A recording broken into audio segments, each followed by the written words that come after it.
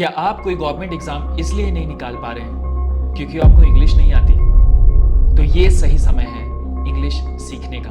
SSC CGL का selection rate 2% से भी कम है और ऐसे कॉम्पिटिटिव एग्जाम्स के लिए इंग्लिश लैंग्वेज समझना और सीखना बहुत ज़्यादा ज़रूरी है, क्योंकि जिस तरीके से अनएम्प्लॉयमेंट हमारे देश में बढ़ रहा है, हो सकता है आगे जाके कंपटीशन और भी मजबूत हो जाए। तो हमें तैयारी करनी है आज से कि मंजिल मिले ना मिले, ये तो मुकद्दर की बात। Delicious food is always enjoyable. Tick 1, tick tick 2 और सही आंसर है FAST, फास्ट।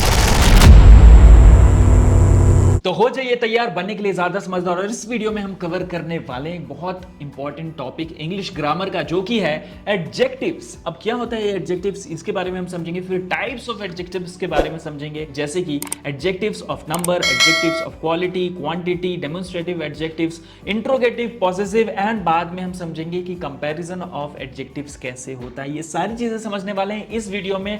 हम और डिटेल में चीजें बात करेंगे, इंफोटेनमेंट होगा, चैट जीपीटी में कैसे प्रैक्टिस करना है, ये सारी चीजें भी हम बताएंगे। तो आराम से बैठ जाइए और सुनते रहिए हमें और इस वीडियो को, ताकि धीरे धीरे आप इंग्लिश सीखते रहें और एक दिन बन जाए फर्राटेदार इंग्लिश बोलने वाले इंग्लिश स्पीकर। नाउ यहां पर सबसे पहले हम समझते हैं कि एडजेक्टिव्स होता क्या है भाई। डिस्क्राइबिंग वर्ड्स और adjectives provide more information about a noun or pronoun such as its size, color और quality।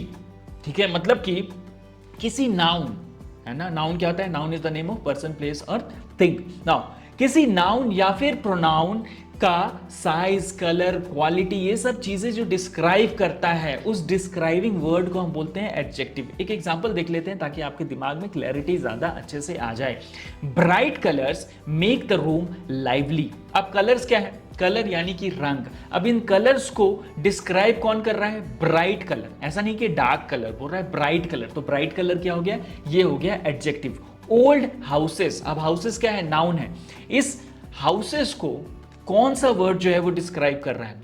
जैसे हम बोलते हैं ना, नया घर है तो बोलते हैं न्यू हाउस, पुराना घर है तो ओल्ड हाउस। तो यहां पे बोल रहा है old houses have a unique charm.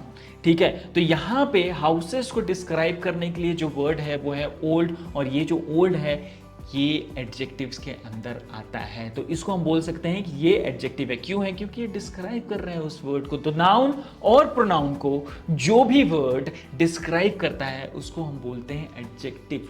जैसे कि delicious food is always enjoyable, मतलब कि स्वादिष्ट खाना।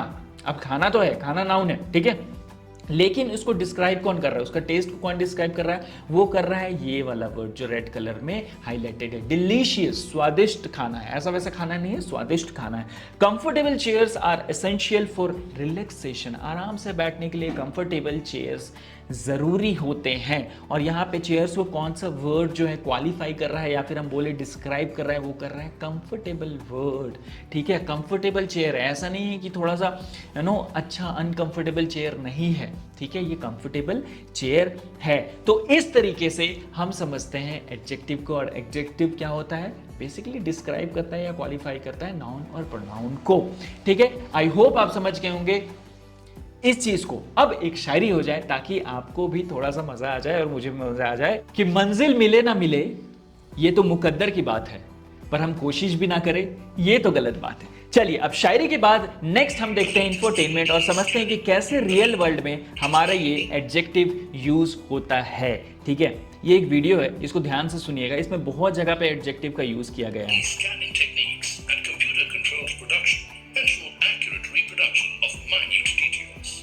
अब यहां पे बोला गया है एक्यूरेट रिप्रोडक्शन। अब ये एक्यूरेट क्या है? ये एक्यूरेट आपको दर्शा रहा है कि यहाँ पे बात की जा रही है कि रिप्रोडक्शन जो हुआ है पुतले का, वो बहुत ही एक्यूरेट तरीके से हुआ है। तो यहाँ पे ये जो वर्ड है रिप्रोडक्शन, उसको कौन सा वर्ड क्वालिफाई कर रहा है, कौन सा वर्ड डिस्क्राइब कर रहा है?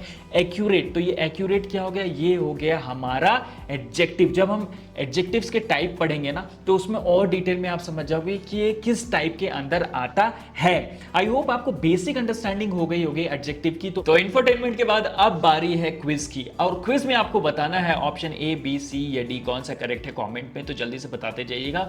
2 सेकंड का टाइम आपको दिया जाएगा। मैं क्वेश्चन पढ़ देता हूं आपके लिए, रिपीटिंग अगेन, मैं क्वेश्चन पढ़ देता हूं आपके लिए, उसके बाद आपको कमेंट में बताना है कौन सा आंसर सही है। Which of the following words is an adjective? Run, jump, fast या स्विम? ए, बी, सी या डी, कौन सा आपको लग रहा है कि यहां पे एडजेक्टिव है? 2 सेकंड का टाइम है। टिक टिक 1, टिक टिक 2, और सही आंसर है FAST, फास्ट। रन भी वर्ब है, जंप भी वर्ब है, स्विम भी वर्ब है, वर्ब मतलब क्रिया होती है, और फास्ट जो है यहाँ पे एडजेक्टिव है। She is a fast runner, वो तेज धावक है। तो यहाँ पे रनर को क्वालिफाई कर रहा है, रनर को जो है डिस्क्राइब कर रहा है ये वर्ड फास्ट, तो ये वर्ड जो है वो होगा हमारा एडजेक्टिव। नेक्स्ट क्वेश्चन है हमारा, वो है identify the adjective in the sentence the blue sky looked beautiful.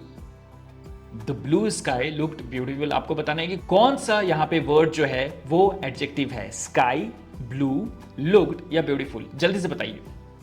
2 second का टाइम है आपका।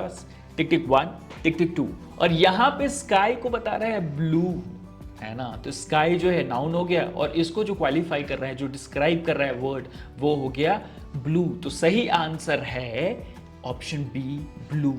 ठीक है, तो इस तरीके से हमारा एडजेक्टिव जो है काम करता है, और बेसिक आपको फंडा समझ में आ गया होगा एडजेक्टिव का। अब हम आगे चलते हैं और समझते हैं टाइप्स ऑफ एडजेक्टिव्स।